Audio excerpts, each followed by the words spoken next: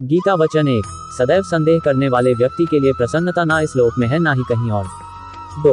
क्रोध से भ्रम पैदा होता है। भ्रम से बुद्धि व्यग्र होती है। जब बुद्धि व्यग्र होती है तब तर्क नष्ट हो जाता है। जब तर्क नष्ट होता है तब व्यक्ति का पतन हो जाता है। 3। मन की गतिविधियों, होश, श्वास और भावनाओं के माध्यम से भगवान की शक्ति सदा तुम्हारे साथ है और लगातार तुम्हें बस एक साधन की तरह प्रयोग करके सभी कार्य कर रही है। 4। ज्ञानी व्यक्ति ज्ञान और कर्म को एक रूप में देखता है, वही सही मायने में देखता है। 5। जो मन को नियंत्रित नहीं करते उनके लिए वह शत्रु के समान कार्य करता है। 6। अपने अनिवार्य कार्य करो, क्योंकि वास्तव में कार्य करना निष्क्रियता से बेहतर है। 7। आत्मज्ञान की तलवार से काटकर अपने हृदय से अज्ञान के संदेह को अलग कर दो। अनुशासित रहो, उठो। 8। मनुष्य अपने विश्वास से निर्मित होता है।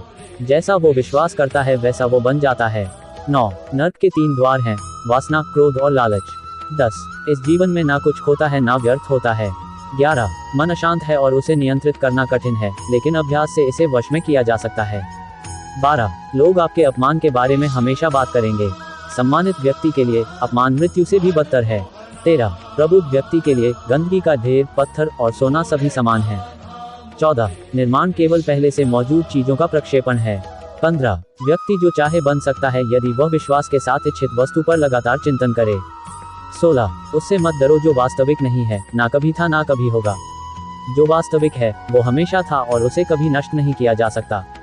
17। ज्ञानी व्यक्ति को कर्म के प्रतिफल की अपेक्षा कर रहे अज्ञानी व्यक्ति के दिमाग को अस्थिर नहीं करना चाहिए। 18। हर व्यक्ति का विश्वास उसकी प्रकृति के अनुसार होता है। 19। जन्म लेने वाले के लिए मृत्यु उतनी ही निश्चित है जितना कि मृत होने वाले के लिए जन्म लेना, इसलिए जो अपरिहार्य है उस पर शोक मत करो। 20। अप्राकृतिक कर्म बहुत तनाव पैदा करता है। 21। सभी अच्छे काम छोड़कर बस भगवान में पूर्ण रूप से समर्पित हो जाओ, मैं तुम्हें सभी पापों से मुक्त कर दूंगा, शोक मत करो। 22। किसी और का काम पूर्णता से करने से कहीं अच्छा है कि अपना काम करें, भले ही उसे अपूर्णता से करना पड़े। 23। मैं उन्हें ज्ञान देता हूँ जो सदा मुझसे जुड़े रहते हैं और जो मुझसे प्रेम करते हैं। 24। मैं सभी प्राणियों को समान रूप से देखता हूँ, ना कोई मुझे कम प्रिय है ना अधिक, लेकिन जो मेरी प्रेमपूर्वक आराधना करते हैं वो मेरे भीतर रहते हैं और मैं उनके जीवन में आता हूँ।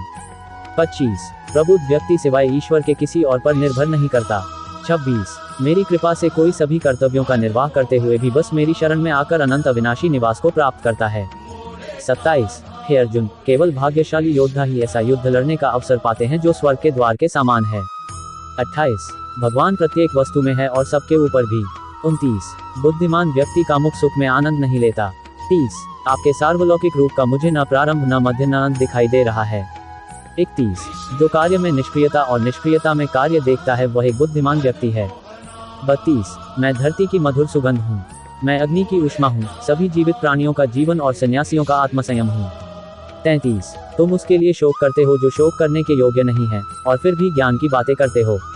बुद्धिमान व्यक्ति ना जीवित और ना ही मृत व्यक्ति के लिए शोक करते हैं। 34। कभी ऐसा समय नहीं था जब मैं, तुम या ये राजा महाराजा अस्तित्व में नहीं थे, ना ही भविष्य में कभी ऐसा होगा कि हमारा अस्तित्व समाप्त हो जाए। 35। कर्म मुझे बांधता नहीं, क्योंकि मुझे कर्म के प्रतिफल की कोई इच्छा नहीं। 36। हे अर्जुन, हम दोनों ने कई जन्म लिए हैं, मुझे याद है लेकिन तुम्हें नहीं। 37। वह जो वास्तविकता में मेरे उत्कृष्ट जन्म और गतिविधियों को समझता है वह शरीर त्यागने के बाद पुनः जन्म नहीं लेता और मेरे धाम को प्राप्त होता है। 38। अपने परम भक्तों जो हमेशा मेरा स्मरण या एक चित मन से मेरा पूजन करते हैं, मैं व्यक्तिगत रूप से उनके कल्याण का उत्तरदायित्व लेता हूँ। 39। कर्म योग वास्तव में एक परम रहस्य है। 40। कर्म उसे नहीं बांधता जिसने काम का त्याग कर दिया है। 41। बुद्धिमान व्यक्ति को समाज कल्याण के लिए बिना आसक्ति के काम करना चाहिए। 42। जो व्यक्ति आध्यात्मिक जागरूकता के शिखर तक पहुंच चुके हैं उनका मार्ग है निस्वार्थ कर्म, जो भगवान के साथ संयोजित हो चुके हैं उनका मार्ग है स्थिरता और शांति।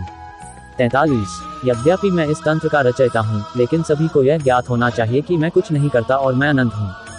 44। जब वे अपने कार्य में आनंद खोज लेते हैं तब वे पूर्णता प्राप्त करते हैं। 45। वह जो सभी इच्छाएं त्याग देता है और मैं और मेरा की लालसा और भावना से मुक्त हो जाता है उसे शांति प्राप्त होती है। 46। मेरे लिए ना कोई घृणित है ना प्रिय, किंतु जो व्यक्ति भक्ति के साथ मेरी पूजा करते हैं वो मेरे साथ हैं और मैं भी उनके साथ हूँ। 47। जो इस लोक में अपने काम की सफलता की कामना रखते हैं वे देवताओं का पूजन करें।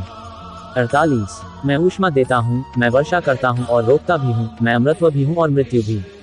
49 बुरे कर्म करने वाले, सबसे नीच व्यक्ति जो राक्षसी प्रवृत्तियों से जुड़े हुए हैं और जिनकी बुद्धि माया ने हर ली है, वो मेरी पूजा या मुझे पाने का प्रयास नहीं करते। 50 जो कोई भी जिस किसी भी देवता की पूजा विश्वास के साथ करने की इच्छा रखता है, मैं उसका विश्वास उसी देवता में दृढ़ कर देता हूँ।